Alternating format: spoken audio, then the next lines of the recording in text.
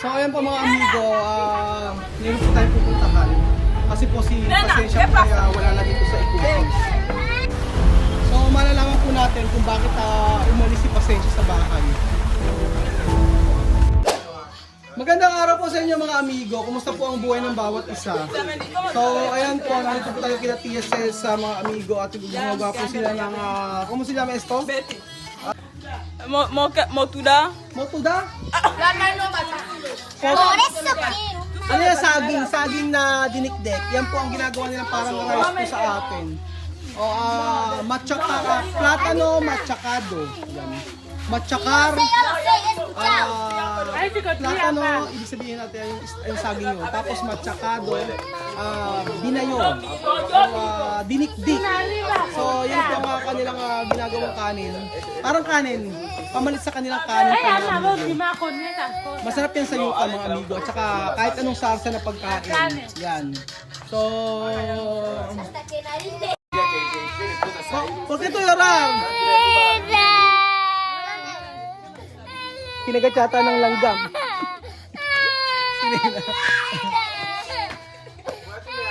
Kasi sila ang mga bata dito, yan sila papito. Sila yung lagi natin kahit dati pa dito.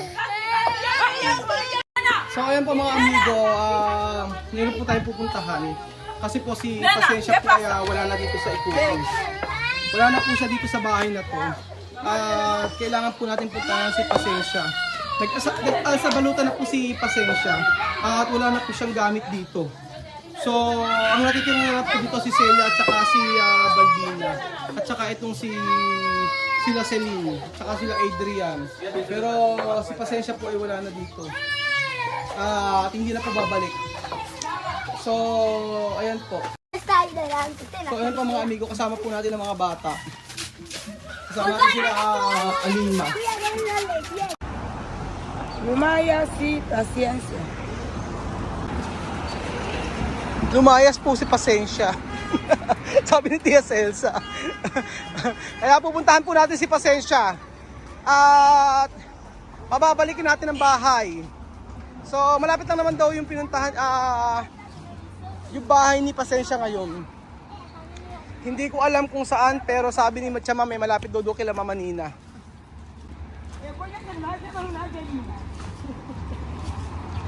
Chame ka nesto? Maestra, teacher daw ni maestra de Ken. Ano ang teacher daw ni Sophie, oh. Teacher ni Sophie. Teacher ni Sophie.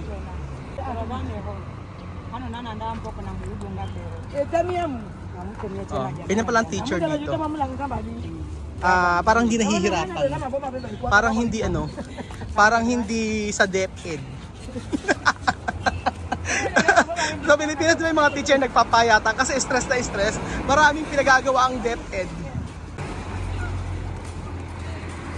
Ano ba, Jun? No? Agree ka ba doon? Yung mga teacher sa Pilipinas nagpapayatan kasi stress? Oo.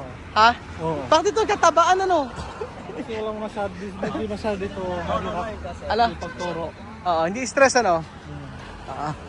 So, hindi stress sa pagtuturo kaya siguro ganun.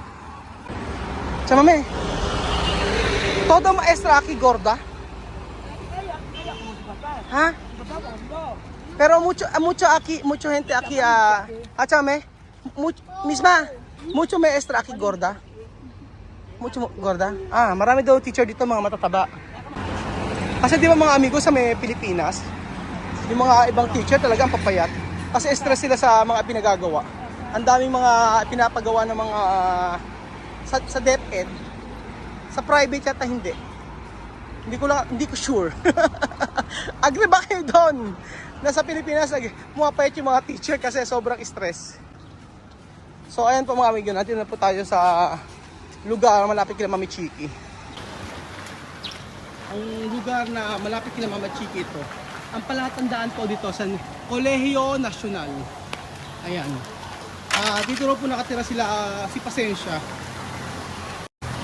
So malalaman po natin kung bakit umalis si Pasensya sa bahay. So ayan po. Sana ay matagpuan natin si Pasensya dito. Nasa bahay na sana siya. Alas 5:30 na po dito mga amigo. Mag-aalas 6 na pala. Ayan. Chama donde su casa? Pasensya. Alquilar? At tiene casa? Mami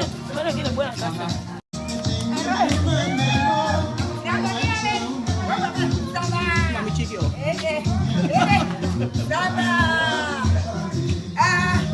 Bate ba?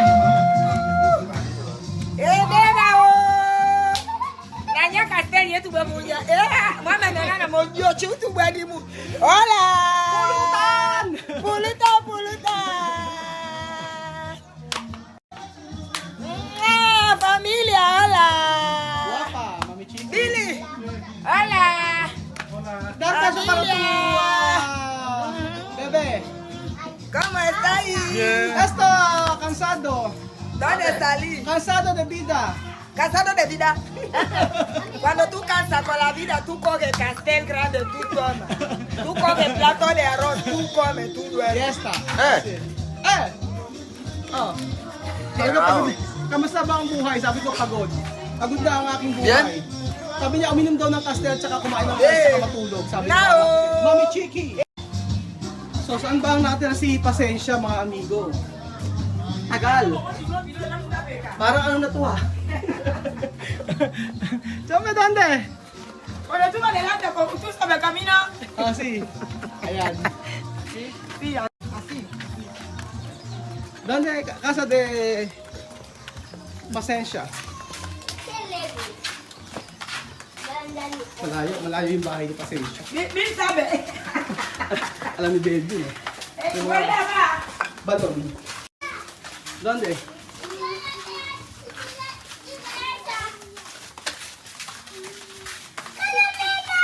Layo, ang layo ng bahay ni Pasensya pala. Na kung saan ay dito raw po siya naninirahan ngayon. Siya ay namumuhay. Namumuhay na mayroong kasama.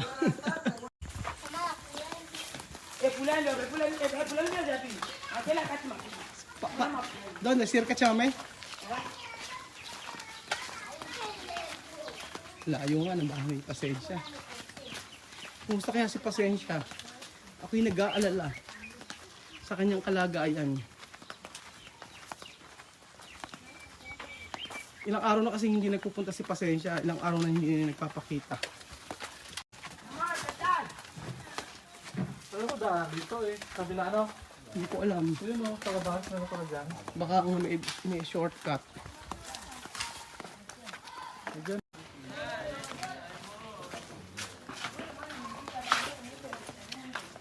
Saan kaya?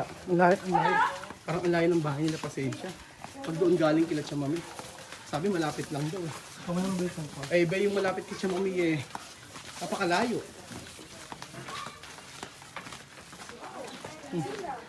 China daw tayo. No, Pilipino. Chamami, doon de Circa? Circa daw eh. Oh. Pero ito sa kakalibot po tayo mga amigo. So ito po ang Barrio Ukumba. Kung saan ang mga bahay ay dikit-dikit. Ayan. Dikit-dikit ang mga bahay. At safe po dito. Safe sa lugar na to. Bakit? Ang laki ng balon, no? Baby, no? Kuha ng tubig. Ayan. Oh, kuha ng tubig yan. Dati. Ayan. At least tayo yung maililibot natin sila lahat. Ang mga Pilipino, ang mga kababayan natin. So ang lugar na ito mga amigo ay pag nagdire-diretso ka dyan, palasyo na yan sa pamahalaan na.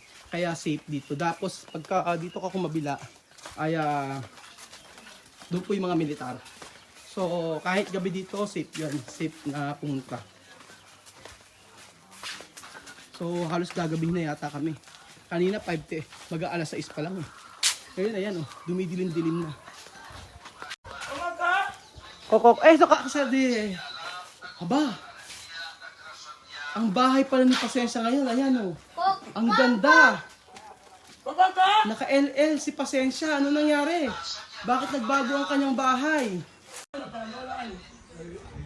Buenas tardes. Buenas tardes. ¿Qué tal? Estamos. ¿Dónde mi prima Pasensya.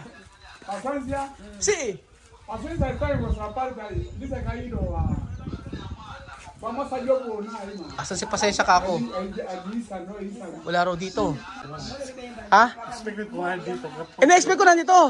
Expect ko nga dito. In-expect mo wala dito? Si no me la pierna me duele de otra. Oh, ito dito raw po nakatira sa Pasensya mga amigo. Nang siya ay nag-alsa balutan, dito na po siya nakatira mga amigo.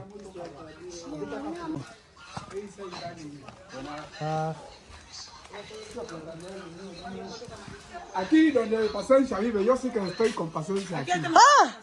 Sí, soy yo. Tu! ¿Cómo se llama? Yo, Domingo. Domingo. No, Sabado. No, Domingo. Oh. Sí. Domingo. Pasensya, soy so primo de Pasensya. Sí, de Paciencia. Sí. Yo conozco, yo he venido una vez, os he visto ahí. El día Ajá. que estáis Ahora dando arroz. Yo estuve ahí. Ah, tú está allí. Ah! Estuve ahí. Mm. Sabi niya nakita niya raw niya ako, doon daw Pasensya nagpapamigay daw kami ng mga rice. Ang pangalan niya Domingo. Ahora tu marido de Pasensya. Sí, mi mujer es Tu mujer Pasensya oy. Ah! Oh, may bagong pag-ibig si Pasensya. At dito raw po siya nakatira. Está bien, hermano. Esa tu casa? Sí. Ah, tu casa grande, ha? Ah, Domingo, mucho. Sí. Sí, at saka, mami ha dicho, tu bueno persona. Mami ha dicho, tu no tomar nada, así, solo está en casa. Así. Por eso yo quiero visitar Pasensya, porque yo no he visto Pasensya mucho tiempo. Está donde estáis ahí, donde su hermana, ahí donde ha ido. Aha. Está. Sabi ko hindi ko nakikita si Pasensya ng matagal na. So dito pala siya nakatira. ¿Cómo va Pasensya? ¿Está bien? Está bien. Muy Está bueno. Tranquilo, sí. molesta. No molesta. Me ha encontrado también, yo no molesto. ¿Tú molestas también? Ah. Soy un hombre de familia, paciencia. Hay que tener paciencia. Eh, Pasensya din daw siya. Oh, sabi nga nun. Okay daw si Pasensya. Estoy así, la pierna gota me molesta. Meron na raw siyang, meron na No siyang pasa nada. masakit daw yung Pero kanyang... yo os voy a invitar a ver paciencia. Yo voy a decir a esta, cuando paciencia un día que vengáis, yo os voy a recibir. Imbitahan daw kami sa ibang araw ni Domingo. Pasensya no está ahí. Está ahí, está Wala si Pasensya. Kaya asa ray? ha ido a planchar. Ano mamlancha? Planchar para? Una mujer que ella hace un estajo con él. Después pagar. Nagpa-plancha daw Bel si Pasensya para kumita.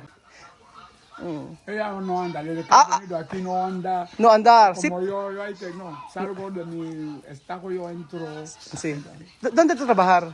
Yo trabajo personal. Trabajo personal. Hago cosas de pintura.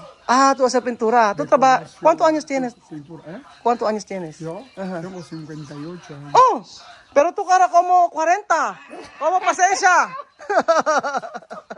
Sabi ko parang 40 anyos lang si Domingo. So ang trabaho daw po niya ay nagpipintura. Meron daw po siya sarili niyang trabaho. Cosas de pintura. Pintura todos. Todo es mi casa. Tu mismo hacer pintura. Sí, yo mismo. Sila daw nagpintura nito. So ayan, ipapakita raw niya sa atin yung bahay niya. Ni kasama si dito nakatira si Pasensya. Bonito casa, ha? No he terminado. No terminado, pero bonito casa, ha? Tú mismo pintura. Pintura yo mismo. ¿Quién es esto? Soy yo. ¿Tú esto? Sí, cuando estuve chambado. Jugando balón. Si Domingo ito. Estuvo jugando. Esto, Ken? Mi mamá. Tu mama? Mi mami. Mami. Ito siya ng binata. Entonces aquí también, la foto, aquí estoy también. La foto va cambiando cuando la persona va. Sí. va Cuando... cambiando. Ayan. Nagbabago daw ang itsura habang tumatagal. Pero ang ganda ng bahay niya. Aquí está la cocina. Sa kusina. Aha. Sí. ¿Has visto? Sí, kusina. No he terminado. Sí, no, termina, pero bonito casa. Ahí están las habitaciones. Sí. Hindi pa raw tapos, sabi ko, pero maganda. así. Pero tú, perdóname cuando yo preguntar esto, ¿tú tienes bebé? Niños, hijos, Sí. antes? ¿Cuánto? Oh, mis hijas son grandes. Grande. Yo tengo 5. 5 niños, pero Ya tú... son grandes, ya hacen también sus bebés. Ya tengo nietos. ¿Cuántos nietos tienes? Yo tengo 4 nietos ahora. 4 daw ang kanyang nieto, ang kanyang apo, tapos 5 ang kanyang anak. Pero antes tu mujer, ¿dónde está? Sí, mi mujer en paz descanse murió. Patay na ang kanyang asawa, sabi niya. Sabi ko sa niya asawa. Pero la verdad, tu casa está bien. Bonito, sí. Masinop tong si Domingo. Masinop siya. So, ayun po mga amigo, si Pasensya po ay dito na nakatira at namumuhay siya kasama si Domingo. At maswerte po si Pasensya mga amigo dahil nakakilala niya si Domingo. Nakakatuwa po, di ba? At least si Pasensya po hindi na po maghihirap. Kaya pala siya naman sa balutan dahil mas papapabuti ang kanyang buhay dito. Mabait si Pasensya sa totoo lang mga amigo. Sobrang bait na tao. Kasi ilang araw na kasi hindi ko sila nakikita kaya sabi ko ay kasi may asa naman si Pasensya. Ano pala, itong si Pasensya ay nag-asawa na. So, tamang desisyon para kay Pasensya kaysa kaya pa hindi siya makita. So, namimiss ko si Pasensya kasi lagi yung kabiruan yun. Pero nakakatuwa diba na ang napangasawa ni Pasensya ngayon ay isang matinong tao, isang matinong na hindi siya naglalaseng lahat po. Diba, si Pasensya. Tapos malinis sa bahay. Nakatiles pa ang kanyang bahay, diba? Parang bahay ko sa Pilipinas to. Parang bahay lang sa Pilipinas. So ngayon po mga amigo, dito na natapos ang aking video. Ang sabi ko niya ay ang lugar na ito ay maganda. Walang namumulestya, walang problema dito sa lugar nila na to. So talaga naman po tahimik sa lugar nila para po sa mga. Pero alam niyo po, isang bagay na natutunan ko sa video na ito na sa kagaya ni Pasensya na nakapangasawa ngayon ng maisa-isa pa na lalaki at maganda yung pamumuhay. Ang aking natutunan dito ay hindi habang buhay ay puro paghihirap yung ating mararanasan. Darating yung time na magiging maayos yung ating pamumuhay hindi sa iba't ibang pamamaraan. So, lagi po tayong magtiwala sa Panginoon na mayroong kaparaanan ng Diyos para tayo ay maging maayos. So, I know and I pray na lahat sa atin, lahat tayo ay ano man yung pinagdadaanan natin, problema, kung wala kang pera, wala kang bahayan, ikaw ay maraming baon sa utang, huwag kang lumuto sa ating buhay. Diretso lang, maniwala ka sa Diyos, sigurado. At the end of the day, magiging maayos ang iyong buhay. Kaya ni Pasensya, ang daming pagkakataon na ang daming kulang, ang daming gusto ni Pasensyang gawin pero wala siyang pera. The time na tumulong tayo kay Pasensya, yung pagbibigyan natin kay Pasensya ng pinansyal na hindi nyo po alam ay makakatulong din pala para sa kanya. Kasi yung sabi ni Tia Celsa sa akin yun na yung mga binigay namin ni Tia Celsa kaya Pasensya ay ito ginagamit kayo ng mga anak niya doon sa umalis man si Pasensya doon sigurado naman na okay naman at makakain sila magdina doon sa kanya iniwan naman. Salamat po mga amigo, huwag po tayong manghinawa o magsawa na manalangin. Kagaya ni Pasensya, may bukas o may magandang bukas para sa ating lahat. Na kagaya na sino mag-aakala na makakapangasawa pa si Pasensya ng makikita ang tuloy na pag-ibig. Salamat po mga amigo at God bless po. Mabuhay ang Pilipino.